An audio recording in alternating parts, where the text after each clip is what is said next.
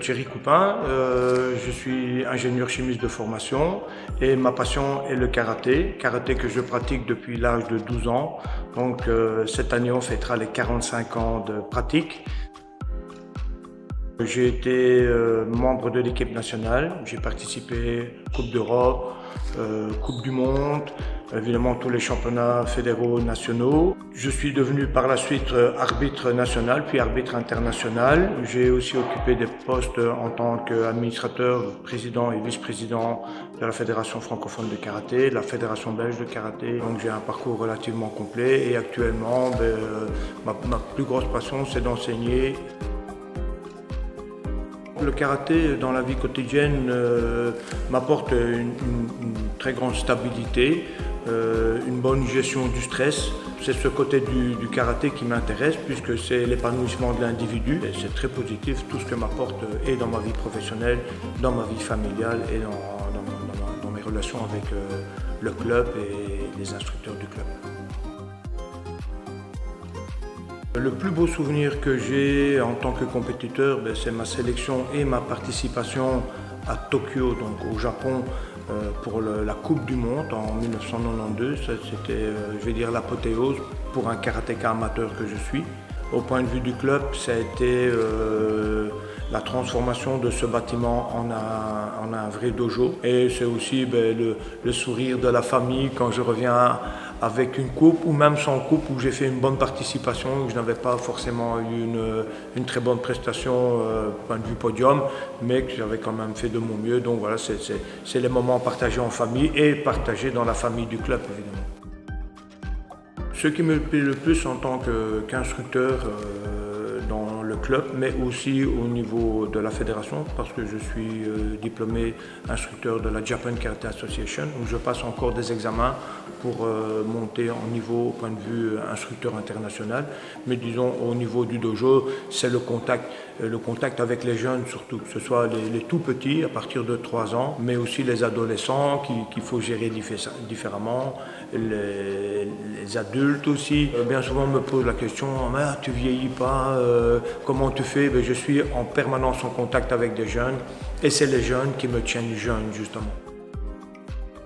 Donc il y a deux aspects, il y a l'aspect épanouissement de l'individu au travers de la pratique du karaté-do, donc la voie du karaté, la voie de la main vite. Et il y a la partie sportive aussi.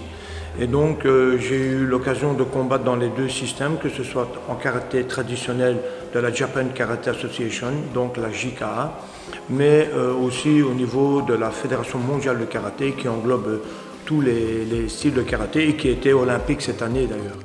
Donc au début j'ai été président de la Fédération belge de karaté, de tous les karatés, vice-président de la Fédération francophone JKA et je reste administrateur au niveau de la Fédération francophone. Je dirais que l'année du Covid était forcément une mauvaise année, mais comme j'ai un esprit positif, on a appris de nouvelles choses dans la manière d'enseigner, par exemple. Évidemment, ça n'a pas été facile parce que donner cours devant une caméra et ne pas avoir les contacts avec les élèves, c'est très difficile. Par contre, je me suis adapté, donc j'ai approfondi ma connaissance en kata. J'ai pu reprendre de la préparation physique, chose que j'avais abandonnée depuis longtemps puisque je n'avais plus le temps. Donc je me suis refait une santé, je vais dire, un peu comme ça. Et évidemment, dès qu'on a pu reprendre les activités avec les moins de 13 ans, tout de suite on a mis les cours en place, tout de suite on a installé un double flux dans la salle, on a aménagé le dojo différemment, on a un peu modifié notre façon de donner cours puisqu'on devait respecter les distances et on garde cela. Donc je pense que, oui, on dit toujours il y a un avant-Covid, il y a un après-Covid, mais l'après-Covid, certainement dans le dojo, sera de meilleure qualité grâce à l'expérience que l'on a appris du Covid. Le secret, c'est l'alimentation. Donc une hygiène de vie le plus correcte possible. Je ne dis pas que je ne fais pas de troisième mi-temps avec les anciens du club de temps en temps, mais je fais très attention à mon alimentation. J'évite les médicaments. Chaque fois que je peux me soigner naturellement, je le fais. Évidemment, contre le virus, c'est difficile d'avoir un vaccin bio, je vais dire. Donc voilà. Et aussi, je positive. Donc j'essaie de toujours positiver, de chasser toutes les mauvaises choses qu'il y a autour de moi. Et alors je fais évidemment de la préparation physique. Nous avons accès justement à toute une panoplie de compléments alimentaires, et ce sont des compléments alimentaires qui fonctionnent et qui sont nécessaires pour tenir le coup.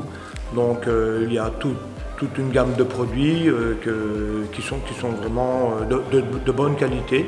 Donc je n'ai jamais eu de problème avec les produits actuellement.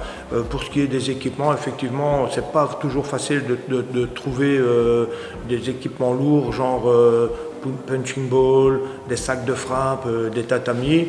Et grâce à Synergie Vector, évidemment, on a accès à tout ce matériel maintenant qui est devenu aussi Daisho. Donc voilà, on a et les produits, on a les compléments alimentaires, mais on a aussi un service derrière. Donc c'est-à-dire que quand on a des questions pour comment installer un tatami correctement, parce que toutes les choses évoluent, les tatamis de maintenant ne sont plus les tatamis de mon époque. En fait, c'était pas des tatamis, c'était du carrelage à mon époque. Puis il y a eu de temps en temps la chance d'aller sur des salles avec des revêtements en bois ou en synthétique. Et puis maintenant, là, on a vraiment un dojo avec des tatamis de karaté. Ce sont des tatamis pour le karaté, pas pour le judo, par exemple. Donc voilà, c'est tout un service des conseils qu'on a au travers de Daisho et Synergie Vector.